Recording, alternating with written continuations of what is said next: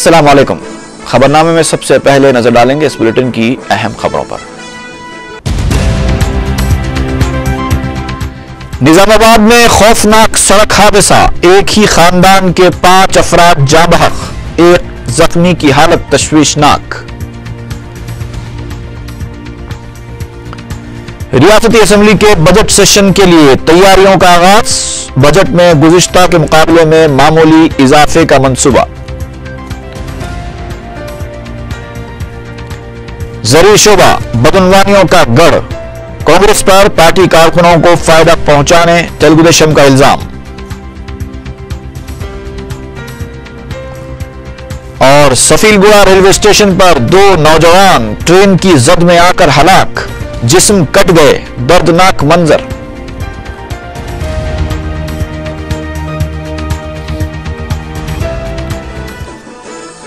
اور اب خبروں کی تفصیل۔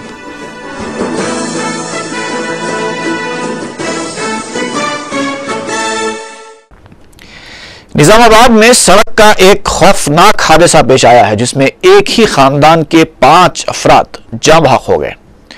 ذرائع کے مطابق ایک ہی خاندان سے تعلق رکھنے والے افراد اپنے کسی رشتہ دار کی تدفین میں شرکت کے لیے آٹو میں نظام آباد سے بودھن جا رہے تھے کہ ارسا پلی کے مقام پر مخالف سمت سے آنے والی ریتی کی لاری نے ان کے آٹو کو ٹکر دے دی۔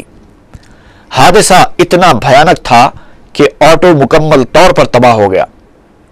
اس حادثے میں 50 سالہ شیخ حسین، 36 سالہ شیخ افضل، 26 سالہ شیخ منیر حسین، 45 سالہ شیخ محمود اور 25 سالہ شیخ مختار مقام حادثے پر ہی ہلاک ہو گئے۔ حادثے میں زخمی ایک اور نوجوان شیخ مقصود کی حالت تشویشناک بتائی گئی ہے۔ حادثے کے بعد متاثرہ خاندان میں غم کی لہر دوڑ گئی۔ پولیس نے کیس درج کرتے ہوئے تحقیقات کا آغاز کر دیا۔ رکن اسمبلی ملک پیٹ احمد بلالہ نے کلکٹر سے نمائندگی کرتے ہوئے مہلوکین کے ورثاء کو 50,000 روپے ایکس گریشیا منظور کروائی۔ 2012-13 کے ریاستی بجٹ سیشن کے لیے تیاریوں کا آغاز ہو گیا ہے۔ سیکریٹریٹ میں منگل کو چیف منسٹر نے محکمہ فائنانس کے علاوہ پولیس کے اعلیٰ عہدیداروں کا اجلاس طلب کرتے ہوئے انتظامات کا جائزہ لیا۔ ذرائع کے مطابق 17 فروری کو پیش کیے جانے والے بجٹ کو قطعیت دی جا چکی ہے اور اسمبلی اجلاس کے دوران حفاظتی انتظامات کے سلسلے میں پولیس کو ضروری ہدایتیں دی گئی ہیں۔ اجلاس کے بعد وزیر فائنانس آنم رام نارائن ریڈی نے میڈیا سے غیر رسمی بات چیت کرتے ہوئے بتایا کہ حکومت نے آمدنی کا جو نشانہ رکھا تھا اس میں 95-96% کامیابی حاصل ہوئی ہے، تاہم مارچ کے اختتام تک آمدنی کے 100% نشانے کو مکمل کر لیا جائے گا۔ آنم رام نارائن ریڈی نے بتایا کہ ریونیو اور شعبہ کانکنی سے مقررہ نشانے سے کم آمدنی حاصل ہوئی ہے۔ وزیر فائنانس نے مجوزہ بجٹ سے متعلق پوچھے گئے سوال پر کہا کہ گزشتہ بجٹ کے مقابلے میں معمولی اضافہ کیا جائے گا۔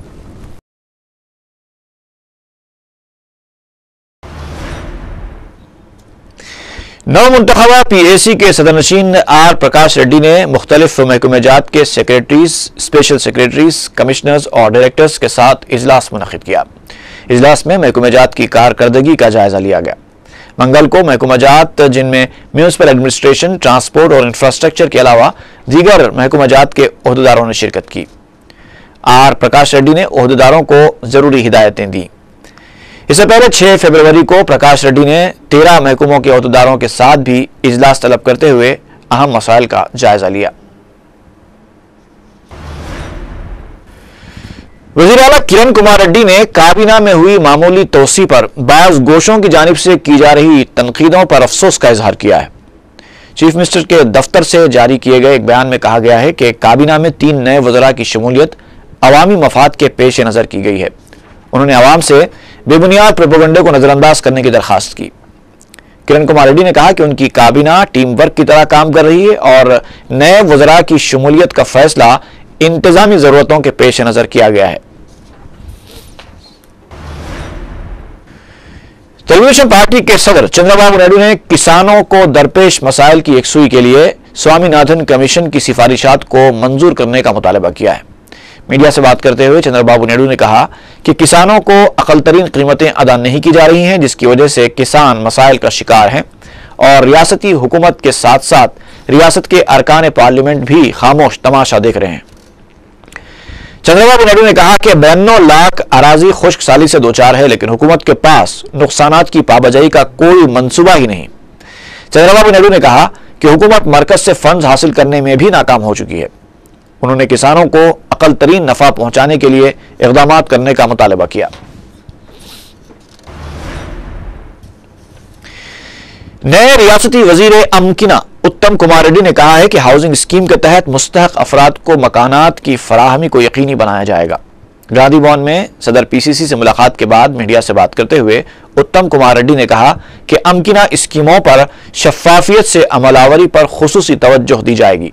उन्होंने कहा कि मुल्क भर में रियासत की अमकिना स्कीम एक मिसाली हैसियत रखती है, क्योंकि दूसरी रियासतों में इस तरह बड़े पैमाने पर अमकिना स्कीम नहीं है।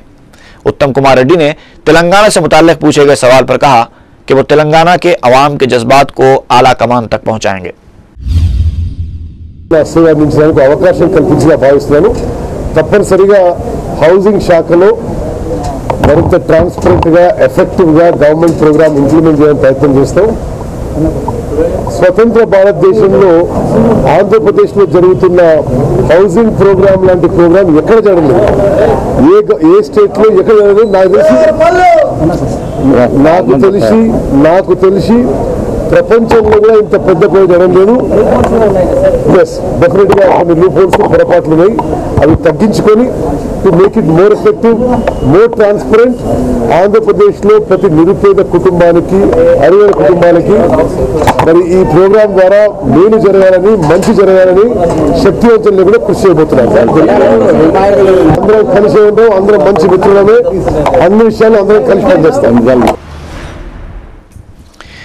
सदर प्रदेश कांग्रेस कमेटी बी सत्यनारायण ने कहा है कि ज़िमनी इंतखाबात में पार्टी की हार जीत की जिम्मेदारी पूरी पार्टी पर आयद होगी। मीडिया से बात करते हुए सदर पीसीसी ने कहा कि इंतखाबात में पार्टी निशान पर हिस्सा लिया जाता है और पार्टी की कामयाबी और शिकस्त की जिम्मेदारी भी पूरी पार्टी पर आयद होती है। उन्होंने काबीना में की गई मामूली तोसी पर इत्मीनान का इजहार करते हुए कहा कि पसमानदा तबकात को बेहतर मौका फराहम किया गया है। उन्होंने काबीना में नए वज़रा की शमूलियत पर सदर कांग्रेस सोनिया गांधी का शुक्रिया अदा किया। IAS ओहदेदारों के खिलाफ जारी तहकीकात और ओहदेदारों की जानिब से वज़रा पर लगाए जा रहे इल्ज़ामात से मुताल्लिक़ सवाल पर बी सत्यनारायण ने कहा कि किसी एक की गलती को लेकर पूरे इंतजामिया पर उंगली उठाना मुनासिब नहीं है। उन्होंने कहा कि काबीना में लिए गए फैसले की जिम्मेदारी तमाम काबीनी वज़रा पर आयद होती है, लेकिन फैसलों के दरपर्दा हुई मामलतों के वज़रा जिम्मेदार नहीं होते। सदर पीसीसी ने तेलुगुदेशम सरबराह चंद्रबाबू नायडू को तनकीद का निशाना बनाते हुए कहा कि अगर चंद्रबाबू नायडू अपने खिलाफ जारी तहकीकात के सिलसिले में अदालत से हुक्म इल्तवा हासिल न करते तो वो आज जेल की सलाखों के पीछे होते।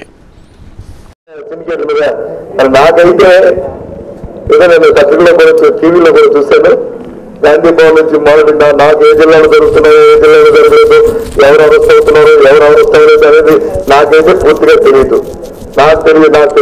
నేను చూసిన మరి మొత్తం చిత్తూరులో కూడా జరగలేదు అనుకోండి। జరిగే మరి చిత్తూరులో వచ్చి చంద్రబాబు నాయుడు ఆఫీసరా 9 సంవత్సరాలు ముఖ్యమంత్రి చేశారు కాబట్టి, ఇప్పుడు ప్రతిపక్ష నేతగా ఉన్నారు కాబట్టి మ్యాచ్ ఫిక్సింగ్ చేశారు, ఆపించారా, అధికారులు ఎక్కడ పట్టుకోదా సీఎం గారు పక్కన పెడితే ఎన్నుకున్నారు 9 సంవత్సరాలు ముఖ్యమంత్రి చేశారు కదా చిత్తూరులో, అవును కదా।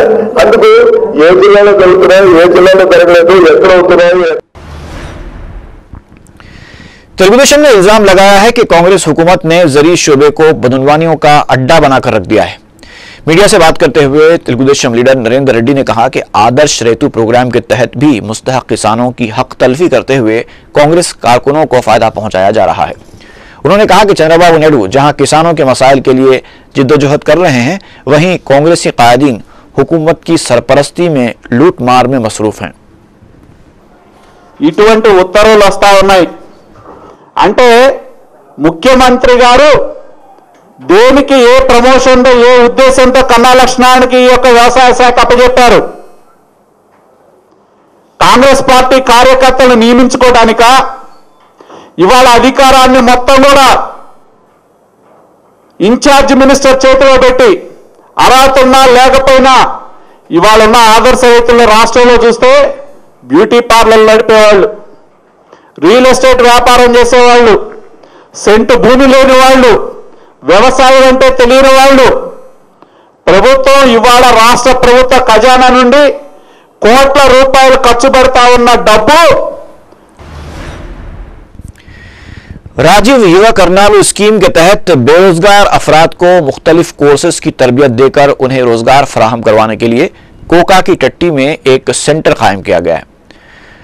रुकने बलदिया और साबिक मेयर मीर जुल्फिकार अली ने इस मरकज के लिए अपने मकान में जगह फराहम की है। रुकने असम्बली अहमद पाशा कादरी ने इस कम्युनिटी सेंटर का इफ्तिताह अंजाम दिया।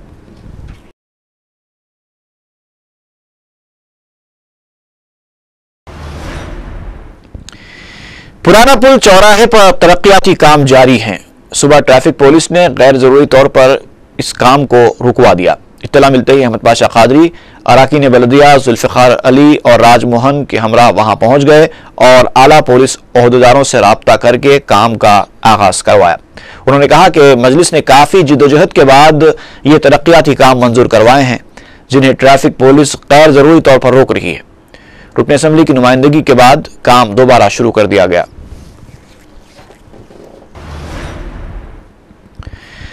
मॉडल स्कूल्स में तकर्रुरात के लिए जारी किए गए एलामिया के कवायद व ज़वाबित के खिलाफ उस्मानिया यूनिवर्सिटी तलबा JAC की जानिब से एहतजाज किया गया। एहतजाजी तलबा ने बताया कि देही इलाकों में डिग्री तक तेलुगु मीडियम से पेशतर तलबा तालीम हासिल करते हैं और मुजव्वज़ा एलामिया में अंग्रेजी को लाजमी करार दिए जाने से कई उम्मीदवारों को मुश्किलात से दो चार होना पड़ सकता है। तलबा ने फौरी अंग्रेजी की शर्त को मनसूख करने का मुतालबा किया। इस मौके पर किरण कुमार रेड्डी का अलामती पुतला नजर आतिश किया गया। लोअर टैंक बैंड वाक़ई सिकंदराबाद की मस्जिद मोहम्मदिया के रास्ते में रोड डालने के लिए इजाजतनामे के हुसूल के मकसद से कुआड़ीगोड़ा के रुकने बलदिया और डिप्टी मेयर राजकुमार वक्फ बोर्ड ऑफिस पहुंचे। उन्होंने चेयरमैन वक्फ बोर्ड खुसरो पाशा से मुलाकात की। खुसरो पाशा ने उन्हें तयक़ुन दिया कि वो तफसीलात तलब करेंगे और अंदरून एक हफ्ता इस सिलसिले में जवाब देंगे। साहब का ऑब्जेक्शन के वास्ते चेयरमैन साहब से मिले, उन्हें एक हफ्ते के अंदर हमारे रोड के वास्ते परमिशन देने करके वादा करें। इसके मुताबिक हम चेयरमैन साहब बहुत शुक्रिया अदा करते हैं और हमारे जो वफद मेरे साथ में मुतवल्ली साहब भी मस्जिद के उन्हें भी आ चुके हैं और फिर बस्ती वाले खुद साहब से बात करें, साहब भी बहुत खुश है। इसके मुताबिक ये रोड जल्दी से जल्दी होता हमारा। कायद मजलिस हबीब मिल्लत अकबरुद्दीन ओवैसी ने बल्दी हल्के कंचनबाग का दौरा किया। हुकूमत जहात बल्दी बरखी और आबरासानी के ओहदेदारों के साथ किए गए इस दौरे में अकबरुद्दीन ओवैसी ने अवाम से मुलाकात की, उनके मसाइल दरियाफ्त किए। चंद्रागुट्टा असम्बली हल्के के तमाम अराकीन बल्दिया के साथ उन्होंने तरक्याती कामों का जायजा भी लिया। ज़ेर तकमील कामों को जल्द से जल्द मुकम्मल करवाने की हिदायत दी। अवाम की कसीर तादाद ने उनका वालेहाना इस्तकबाल किया।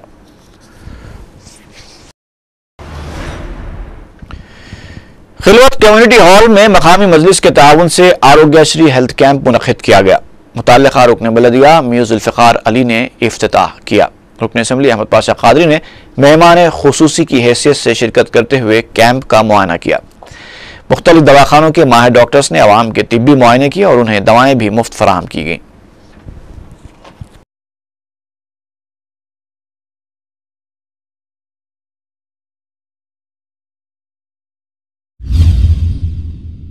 चारमीनार असेंबली हल्के के बल्दी डिवीज़न हुसैनी आलम में आज खिलवत प्ले ग्राउंड पर आरोग्य का हेल्थ कैंप कायम किया गया।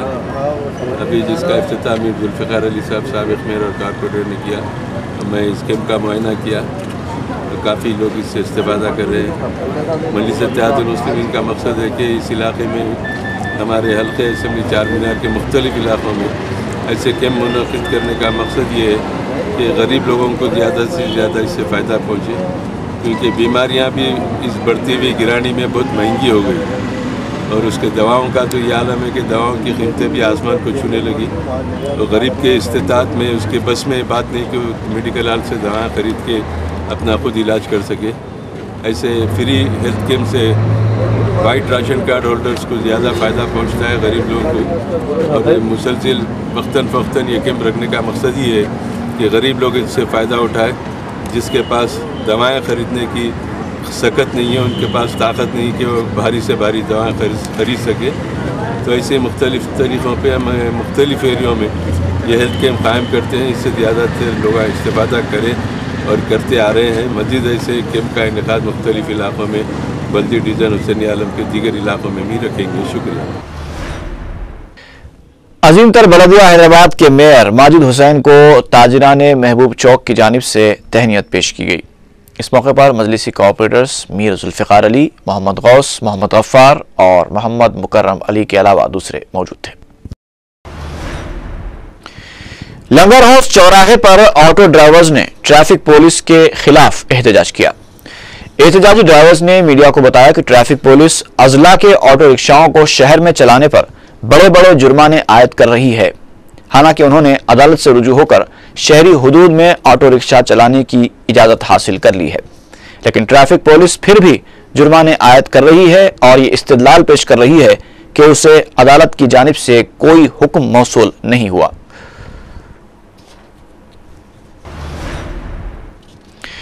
फर्स्ट लांसर में वाक़ एक दवाखाने के मालिक की मुबैना हरासानी के खिलाफ नर्सों ने पुलिस में एक शिकायत दर्ज करवाई।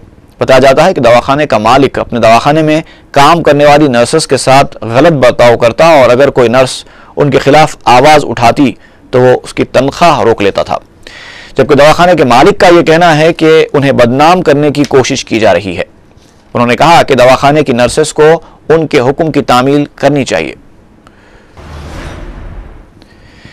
काटेधन में एक गोदाम को आग लगने से सारा स्टॉक जलकर खाकिस्तर हो गया। बताया जाता है कि पीर और मंगल की दरमियानी शब एयर कूलर्स और दीगर अशिया के गोदाम में अचानक आग लग गई। पुलिस को सुबह है कि आग लगने की वजह शायद शॉर्ट सर्किट हो सकती है। सफीलगुड़ा रेलवे स्टेशन के करीब 2 नौजवान ट्रेन की जद में आकर हलाक हो गए। इस दर्दनाक वाक़े में दोनों नौजवानों के जिस्म 2 हिस्सों में कट गए थे। रेलवे पुलिस इस वाक़े की नौयत मालूम करने की कोशिश कर रही है कि आया यह हादसा है या फिर खुदकुशी। पुलिस ने दोनों लाशों को गांधी हॉस्पिटल मुंतकिल करके तहकीकात शुरू कर दी हैं।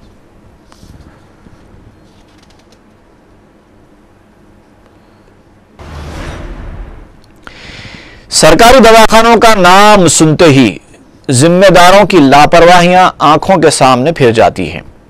इस सिलसिले में उस्मानिया हॉस्पिटल तो मशहूर है ही, गांधी हॉस्पिटल का हाल भी कुछ कम नहीं है।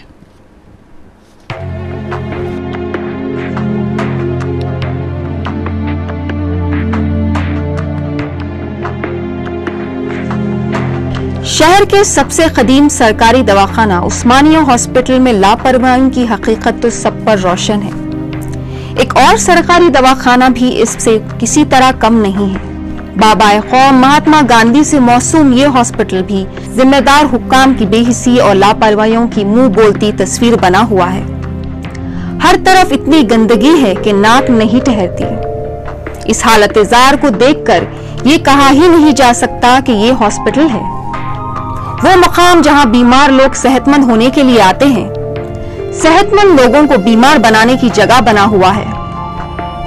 मुर्दा खाना की हालत तो इतनी खराब है कि लाशों में कीड़े पड़ गए हैं और ये कीड़े करोड़ों की तादाद में हैं। मुर्दा खाने में लाशों को महफूज रखने के लिए जो खाने बनाए गए हैं, इनके पट तक बंद नहीं हो सकते। बदबू और ताफुन से बचने के लिए इनको पत्थरों के सहारे बंद किया गया है।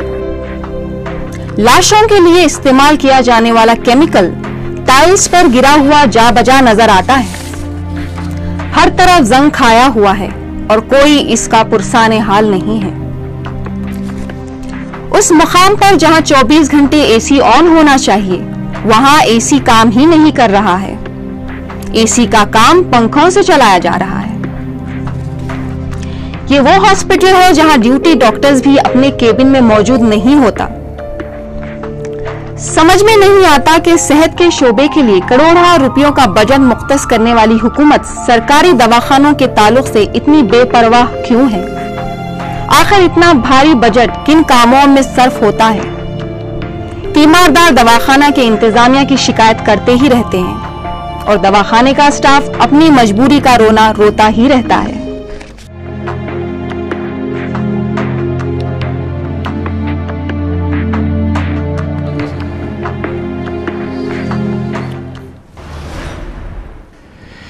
میرپیٹ پولیس نے جعلی دستاویزات تیار کرنے کے الزام میں 6 افراد کو گرفتار کر کے ان کے قبضے سے کمپیوٹرز، پرنٹرز اور ربر اسٹیمپس کے علاوہ دوسری اشیاء برآمد کی۔ بتایا جاتا ہے کہ پولیس کو ایک مصدقہ اطلاع ملنے پر اس نے ایک مکان پر دھاوا کیا۔ پولیس نے گرفتار شدہ افراد سے تفتیش کی تو انہوں نے اپنے جرم کا اعتراف کر لیا اور بتایا کہ وہ محکمہ بلدیہ کے مختلف دستاویزات جیسے برتھ سرٹیفکیٹس اور LRS کے جعلی سرٹیفکیٹس بھی تیار کرتے تھے۔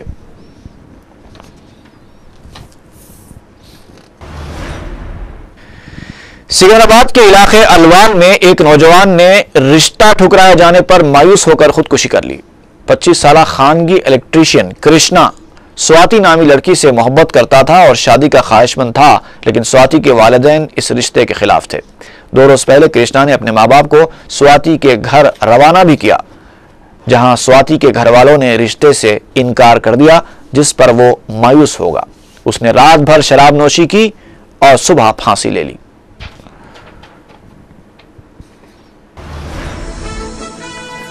اور آخر میں سرخیاں ایک بار پھر۔ نظام آباد میں خوفناک سڑک حادثہ، ایک ہی خاندان کے 5 افراد جاں بحق، ایک زخمی کی حالت تشویشناک۔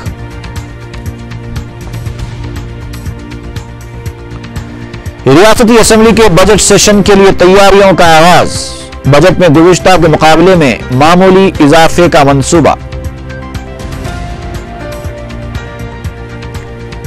زرعی شعبہ بدعنوانیوں کا گڑھ، کانگریس پر پارٹی کارکنوں کو فائدہ پہنچانے تلگو دیشم کا الزام۔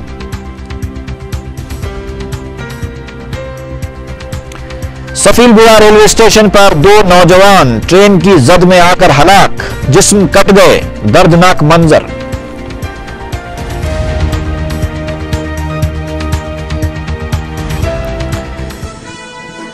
اسی کے ساتھ ہی خبرنامہ یہیں پر ختم ہوتا ہے۔ اجازت دیجیے، اللہ حافظ۔